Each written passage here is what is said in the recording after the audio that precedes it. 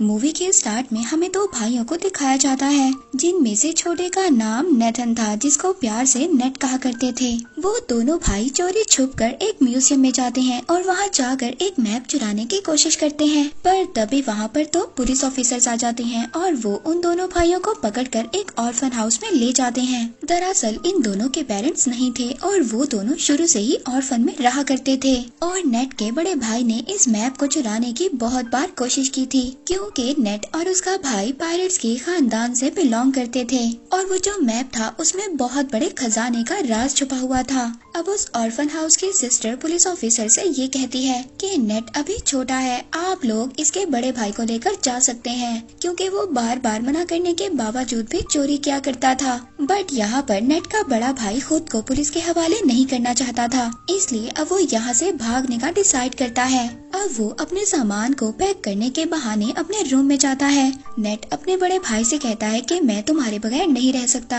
यहाँ पर नेट का बड़ा भाई उसको एक लॉकेट, लाइटर और एक लेटर देता है और ये कहकर वहाँ से चला जाता है कि मैं वापस जरूर आऊँगा। अब नेट अपने बड़े भाई के जाने के बाद जब वो लेटर ओपन करता है और उस पर लाइटर की रोशनी डालता है तो उसको एक मैसेज मिलता है। उस लेटर में ये लिखा था कि याद रखना, हम लोग पायरेट्स फैमिली से बिलोंग करते हैं और हम लोग जरूर मिलेंगे। इसके बाद सीन शिफ्ट होता है और हमें 15 साल बाद का सीन दिखाया जाता है। हम नेट को देखते हैं जो अब बड़ा हो गया था और वो एक बार में काम किया करता था और साथ ही छोटी मोटी चोरी भी किया करता था। जब एक दिन नेट अपने बार में काम कर रहा था तो उसके पास विक्टर नाम का एक आदमी आता है। वो उसे कहता है कि मैं तुम्हें और तुम्हारे भाई को जानता हूँ। वो बताता है कि कुछ टाइम पहले मिलकर हम काम किया करते थे, लेकिन नेट को इस बारे में जानने में कोई भी दिलचस्पी नहीं थी। वो विक्टर से वहाँ से जाने का कहता है, मगर विक्टर जाते जाते उसके लिए एक कार्ड छोड़कर जाता है। उस कार्ड में विक्टर का एड्रेस लिखा हुआ था।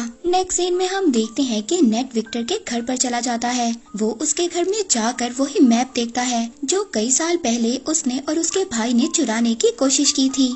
तो तभी वहाँ पर विक्टर भी आ जाता है। विक्टर कहता है कि अगर तुमने पहले ही आना था तो मुझे तभी बता देते। यहाँ पर नेट विक्टर से कहता है कि ये तो वही मैप है जिसको ढूंढने के लिए कई लोगों ने बहुत ज्यादा मेहनत की और ये एक खजाने का नक्शा है और इस मैप के रास्ते पर जाकर बहुत ज्यादा लोगों ने अपनी जान दे दी और उन्हें कुछ भी हासिल नहीं हुआ और ये एक बकवास स्टोरी थी। विक्टर नेट से कहता है ये कोई बकवास स्टोरी नहीं है और मैं जानता हूँ तुम्हें और तुम्हारे भाई को इस मैप के बारे में काफी ज्यादा इन्फॉर्मेशन है। फिर इसके बाद विक्टर वहाँ पर नेट को एक बुक दिखाता है। उस बुक में वो एक शिप की तस्वीर दिखाता है। ये शिप कोई आम शिप नहीं है, बल्कि ये कोई बहुत ही पुरानी शिप है और इसकी कीमत 500 करोड़ है। और तो और उस शिप में बहुत ज्यादा खजाना भी छुपा हुआ है, जिसको 18 लोगों ने मिलकर वहाँ पर छुपाया था।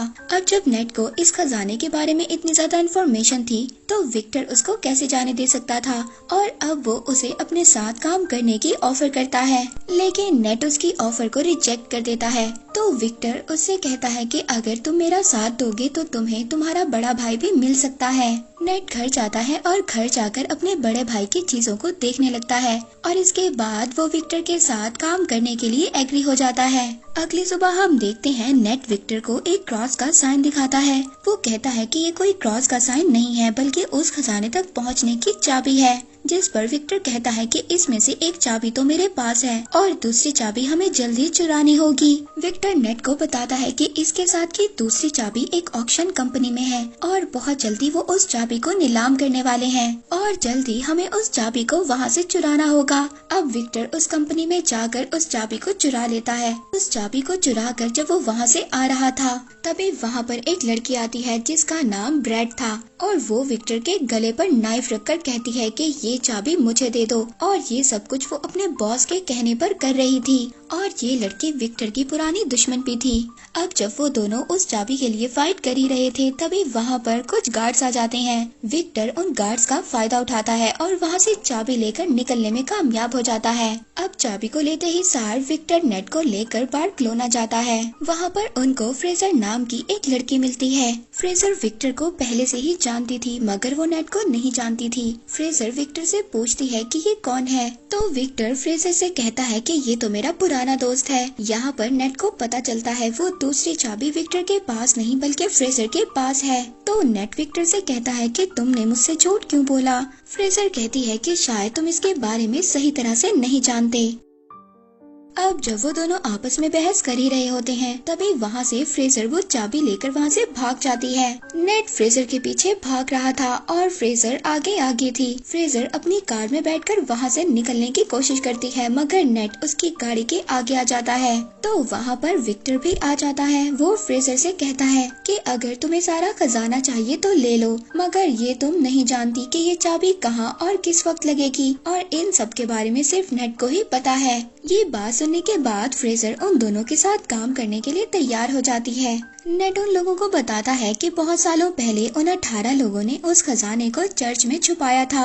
अब वो तीनों चर्च में पहुंच जाते हैं। वहां पर पहुंचने के बाद नेट अपने भाई के दिए हुए कार्ड्स को पढ़ने लगता है जिससे उसे ये बात कंफर्म हो जाती है कि वो सही लोकेशन पर है। अब वो तीनों चोरी छुपकर चर्च के बेसमेंट में पहुंच जाते हैं। वहां पर उनको चाबी लगाने की जगह भी मिल जाती है।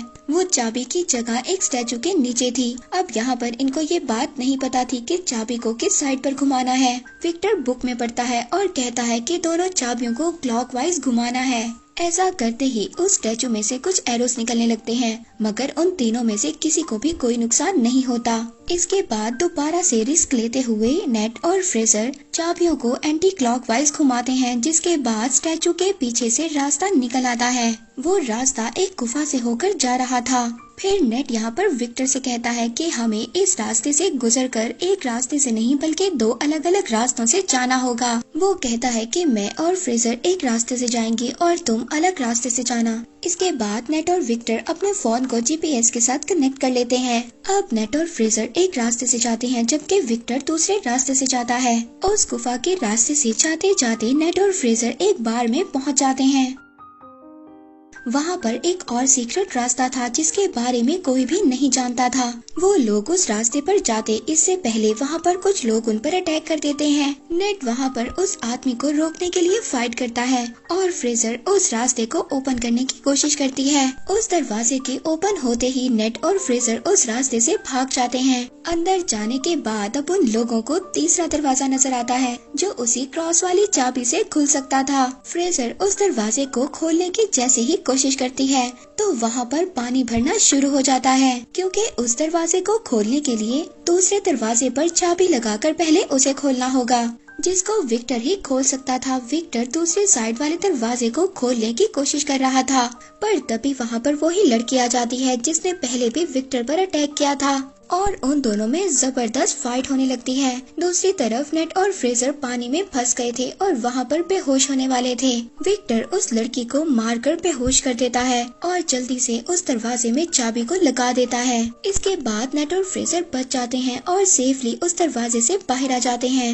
अब बारी थी फाइनल दरवाजे पर जाने की, लेकिन कोई भी ये नहीं जानता था कि उस दरवाजे को कैसे ओपन करना है। विक्टर बाहर खड़ा एक होल में से उन दोनों को देख रहा था पर तभी वहाँ पर नेट अपना दिमाग इस्तेमाल करता है। वो फ्रेजर से कहता है कि जाओ और विक्टर से दूसरी चाबी लेकर आओ, लेकिन विक्टर उन दोनों पर ट्रस्ट नहीं करता और दूसरी चाबी देने से इनकार कर देता है। लेकिन थोड़ी ही देर बाद विक्टर उस चाबी को दे देता है क्योंकि उसके पास कोई और ऑप्शन नहीं था। नेट देखता है कि उस दरवाजे पर एक सिंबल बना हुआ था। नेट जब उन दोनों कीज को मर्ज करता है तो वही सिंबल बन जाता है जो उस दरवाजे पर बना हुआ था, जिसकी वजह से वो लोग अब उस दरवाजे को भी खोल लेते हैं। जब वो उस दरवाजे के अंदर एंटर होते हैं तो एंटर होते ही उन्हें 3 बड़े बड़े पॉट दिखाई देते हैं। दूसरी तरफ विक्टर नेट से बार बार पूछ रहा था कि खजाना मिला या नहीं। नेट फ्रेजर को ऊपर करता है ये देखने के लिए कि उन पॉट्स में क्या है। फ्रेजर जब देखती है तो उन पॉट्स में तो बहुत सारा नमक था। इसका मतलब ये था कि यहाँ पर कोई भी खजाना नहीं था। तभी वो तीनों पॉट्स अचानक से टूट जाते हैं। वो देखते हैं कि उनमें से एक मैप निकलता है और यही मैप ही उस खजाने तक जाने का रियल मैप था। अब जब नेट मैप को देख रहा था तभी फ्रेजर उस पर गन पॉइंट कर देती है। वो कहती है कि तुम्हें क्या लगता है विक्टर ने तुम्हें सब कुछ सच बताया है। वो गन को नेट के सर पर मारती है और उसको मारकर बेहोश कर देती है। उस मैप को लेकर वहाँ से चली जाती है और जाते जाते उन कीज को भी ले जाती है। इसके बाद विक्टर नेट के पास आता है। वो देखता है कि नेट बेहोश है। जब नेट को होश आता है तो उन दोनों को पता चलता है कि फ्रेजर उनको धोखा देकर भाग चुकी है। नेट को जब होश आता है तो वो विक्टर से पूछता है कि मेरा भाई कहाँ पर है और तुमने मुझसे क्या छुपाया है। अब विक्टर उसको बताता है कि मैं और तुम्हारा भाई बहुत साल पहले खजाना ढूंढने के लिए निकले थे, जिसके लिए हमें एक बुक को चुराना था, मगर हमने उस बुक को तो चुरा लिया। इसके बाद जब हम वापस आने लगे तो मोरकाडा के लोगों ने हम पर फायर कर दिया। उस फायरिंग में तुम्हारे भाई को एक बुलेट लगी, जिसकी वजह से उसकी डेथ हो गई। ये सुनकर नेट बहुत ज्यादा इमोशनल हो जाता है। वो रोने लगता है। वो विक्टर से कहता है कि तुमने मेरे भाई को मरने के लिए छोड़ दिया था और अब तुम दोबारा से उस खजाने तक पहुंचने के लिए मेरा इस्तेमाल कर रहे हो। तो विक्टर कहता है कि ठीक है, मैंने झूठ बोला, मगर तुम्हारा भाई भी यही चाहता था कि उसके मरने के बाद तुम उसके ड्रीम को पूरा करो। नेट विक्टर से कहता है कि ठीक है, मैं उस खजाने तक अपने भाई के लिए जरूर जाऊंगा। इसके बाद हम दोनों के रास्ते अलग अलग होंगे। इसके बाद हम फ्रेजर को ब्रेड और उसके बॉस के साथ देखते हैं, यानी कि फ्रेजर इन दोनों के लिए काम कर रही थी। अब जो ब्रेड का बॉस था वो ब्रेड से कहता है कि आज के बाद तुम फ्रेजर के अंडर काम करोगी। और इसके बाद ब्रेड का बॉस अपनी पूरी टीम को लेकर खजाने की तलाश में प्लेन में बैठकर निकल जाते हैं और वो अपने साथ जरूरत के सामान को भी ले लेते हैं। प्लेन में बैठा ब्रेड का बॉस सबसे यही कह रहा था कि वो खजाना मेरा था और वो कई साल पहले मेरे खानदान से गुम हो गया था। लेकिन तभी ब्रेड अचानक से आकर पीछे से अपने बॉस का गला काट देती है। बॉस को मारने के बाद फ्रेजर अब ये समझ जाती है कि ये उसको भी मार देगी, इसलिए वो अपनी जान बचाने के लिए प्लेन्स में जो कार थी उसमें छुप जाती है। इस पर ब्रेड अपने आदमियों से कहती है कि फ्रेजर तुम्हें जैसे ही नजर आए तुम उसको फौरन से फायर कर देना। अब वो लोग फ्रेजर को वहाँ पर ढूंढ ही रहे थे, तभी हम नेट और विक्टर को देखते हैं जो एक कार की डिक्की में छुपकर उस प्लेन में आ गए थे। अब जब वो सभी लोग फ्रेजर को ढूंढ रहे थे, इस बात का फायदा उठाकर नेट और विक्टर उस मैप को चुरा लेते हैं। इसके बाद ब्रेड और फ्रेजर में भी फायरिंग स्टार्ट हो जाती है। वो एक दूसरे पर फायर कर रही होती हैं। विक्टर नेट से कहता है कि हमें मैप मिल चुका है, इसलिए हमें जल्दी से पैराशूट लेकर यहाँ से जाना होगा। यहाँ पर विक्टर पैराशूट लेकर जंप मार देता है, मगर नेट वहीं पर रुक जाता है और ब्रेड से कहता है कि तुमने मेरे भाई को मारा था। वो वहाँ के सभी कार्गो को पैराशूट से अटैच कर खोल देता है, जिससे कि प्लेन का सारा सामान बाहर गिरने लगता है। वहाँ पर ब्रेड के लोग नेट और विक्टर पर फायर करने लगते हैं। तभी वहाँ पर नेट का पाँव कार्गो में लगी बेल्ट में फंस जाता है और वो उस सामान के साथ ही बाहर हवा में उड़ने लगता है, लेकिन वो बहुत ज्यादा कोशिश करने के बाद दोबारा से प्लेन में आ जाता है। तभी वहाँ पर फ्रेजर एक बड़ी सी कार को लेकर प्लेन से जंप करने वाली थी। वहाँ पर नेट भी खड़ा था। अब कार के साथ दोबारा से नेट भी नीचे गिर जाता है। अब जब वो दोनों नीचे गिर रहे थे तभी फ्रेजर नेट से कहती है कि जल्दी से पैराशूट खोलो, लेकिन यहाँ पर तो नेट ने कोई पैराशूट लिया ही नहीं था। अब वो दोनों हवा में ही उड़ रहे थे, मगर तभी जल्दी से नेट एक कार्गो के पैराशूट को ओपन करता है और वो दोनों उस कार्गो पर चले जाते हैं। उस पैराशूट पर जाने के बाद वो दोनों समुद्र पर लैंड करते हैं। अब वो लोग एक बीच पर पहुंच गए थे। वहां पर पहुंचने के बाद वो एक होटल में स्टे करते हैं। उस होटल में जाने के बाद वो दोनों मैप को समझने की कोशिश करते हैं, लेकिन यहाँ पर फ्रेजर को तो कुछ भी समझ नहीं आती और वो आराम से जाकर सो जाती है।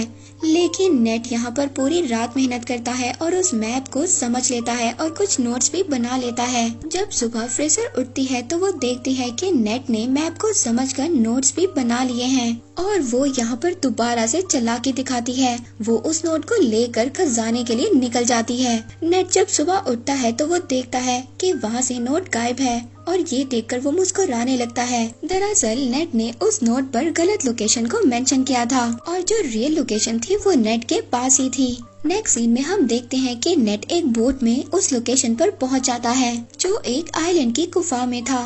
वहीं पर दूसरी तरफ ब्रेड ने भी नेट पर नजर रखी हुई थी। वहीं पर नेट पानी में जंप कर स्विम कर उस गुफा तक पहुंच जाता है, जहां पर वो दो बहुत बड़ी बड़ी शिप्स को देखता है जिसको ढूंढते हुए न जाने कितने लोगों ने अपनी जान को गंवाया था।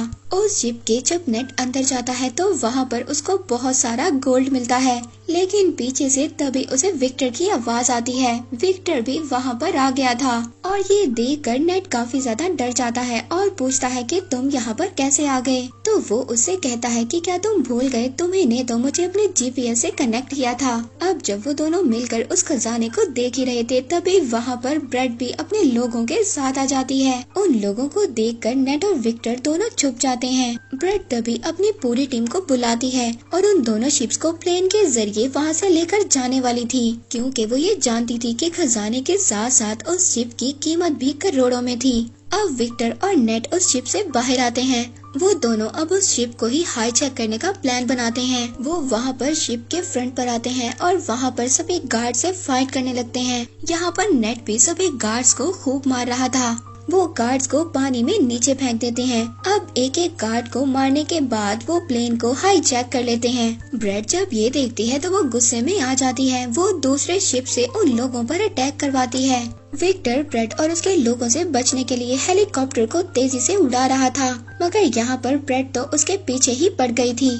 इसके बाद ब्रेड के लोग नेट के शिप पर आ जाते हैं। वो सभी लोग नेट से फाइट कर रहे थे, पर तभी ब्रेड सामने से आकर नेट के शिप से टकराने ही वाली थी। नेट पुराने कैनन से ब्रेड के हेलीकॉप्टर पर अटैक कर देता है, जिससे उसका हेलीकॉप्टर डिस्ट्रॉय हो जाता है और तभी उसका शिप भी एक पहाड़ी से टकराता है और पूरी तरह से डिस्ट्रॉय हो जाता है। मगर ब्रेड वहाँ से बच जाती है और अब वो नेट के शिप पर जंप करती है। वो नेट से कहती है कि जो मेरा नहीं हो सकता वो किसी का भी नहीं हो सकता, और इतना बोलकर वो शिप के एंकर को समंदर में फेंक देती है, जिसकी वजह से शिप और हेलीकॉप्टर आगे नहीं बढ़ पाते और विक्टर का सोने से भरा हुआ बैग भी नीचे गिरने लगता है। वो अपने हेलीकॉप्टर को ऑटो पायलट कर उस बैग को बचाने जाता है। उधर नीचे शिप पर ब्रेड और नेट की आपस में फाइट हो रही थी। नेट अब किसी तरह से बचते बचाते हेलीकॉप्टर पर चढ़ने की कोशिश करता है और उसके पीछे ब्रेड भी आ रही थी। विक्टर यहाँ पर गोल्ड से भरे हुए बैग को सेक्रीफाइस कर देता है। वो ब्रेड पर देकर मारता है, जिसके बाद ब्रेड पानी में जाकर गिरती है। लेकिन तभी वो शिप जो हेलीकॉप्टर से लटक रही थी उसकी रस्सी भी टूट जाती है।